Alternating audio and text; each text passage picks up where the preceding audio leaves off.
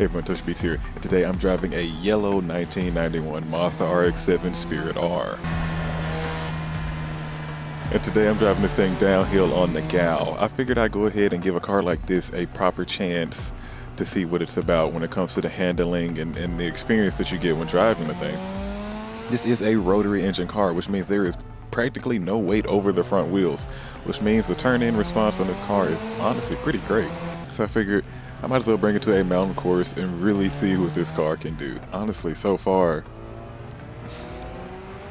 it is a breeze to drive. This turbo rotor just comes on and it makes all the power you really need. Sounds great.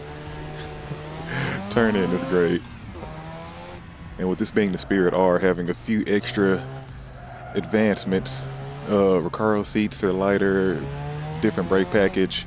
Yeah, it's supposed to be the more ultimate version of an RX-7, and you can definitely feel it as you're going through these turns. With no shortage of power coming through all of this, this car is a good time all the way through. Power delivery is nice and linear. You just have to be ready to steer this car because these turns are going to come up quick, especially driving something like this. Yeah, it takes no effort to get this car turned in and rotated around a turn. I can see why a lot of people would praise it, but also feeling a certain way about the engines. It's like, I get it. Rotaries are not known to be the most reliable thing. You got to do a lot of extra processes when even trying to drive one. But if they give you an experience like this and you know what you're getting yourself into, I can see why it would be a very attractive option. A bit of a learning curve with this car, trying to get used to it, but it's not bad. It's still the rear-wheel drive type of format that you'd be used to. It's just something about the weight of this car and the turn-in on it that makes you realize you can be a lot more precise than you normally are. Honestly, me trying to drive the thing right now has me at a loss for words because the whole time, I'm just feeling engaged. Like, this car is definitely making you actually drive it. And it's a very rewarding thing to do, especially when it's doing such a good job coming downhill. Like, it's so stable. Coming through all of this. It's exactly what you'd want on a back road or canyon road type of car.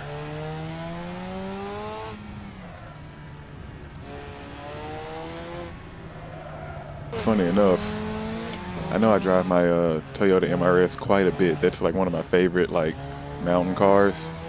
But this right now, honestly, I never really gave it too much of a chance before because I didn't want to try to learn a whole new platform, and I told myself that the RX-7 just couldn't be too different, right? I've drove it before, but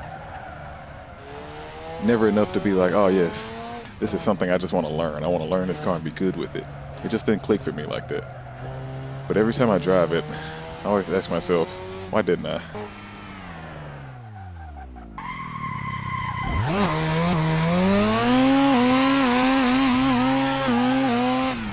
Going for a slight uphill to see what K-Skate would be on about him and his uphill battles, right? And honestly, once again, the power on this car is fantastic. It's really just pulling you up the hill in a nice linear fashion. With no weight over the front wheels, like I said earlier, the turn-in is fantastic still. You could tell when you're driving a car that was engineered to be a certain way, to just be good, and this is that.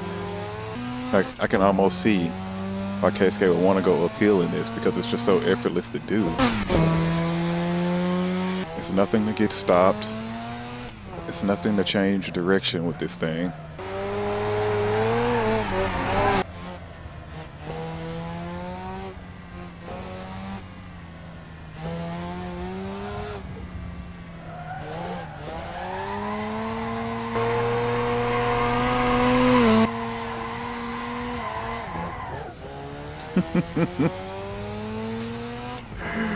Oh, it does it so well without even trying.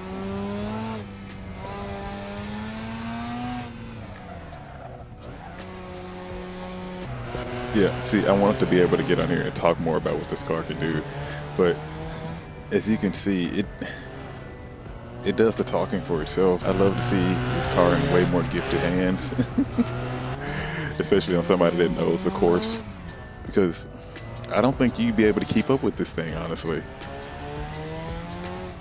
I'm sure you can, but like the amount of effort that you have to put in to make this car do what it's doing, it's not as much as somebody else might have to put in to try to keep up with you, is what I'm trying to get at, because this is nothing. I'm telling you, with no engine over the front practically, this thing just scoots.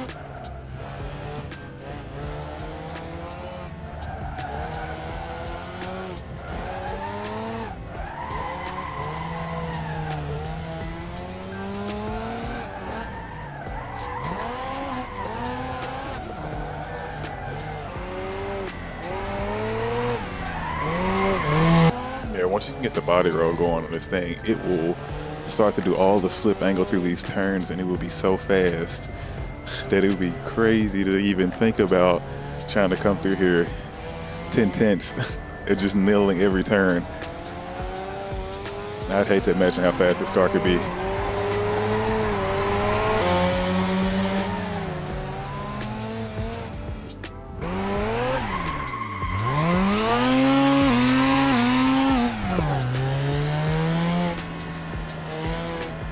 Yeah, this is just one of those cars I don't know how to explain other than saying load this up, get behind the wheel, and actually drive it, because you won't be able to understand what it's about until you do. And when you do, you might not want to get out of it.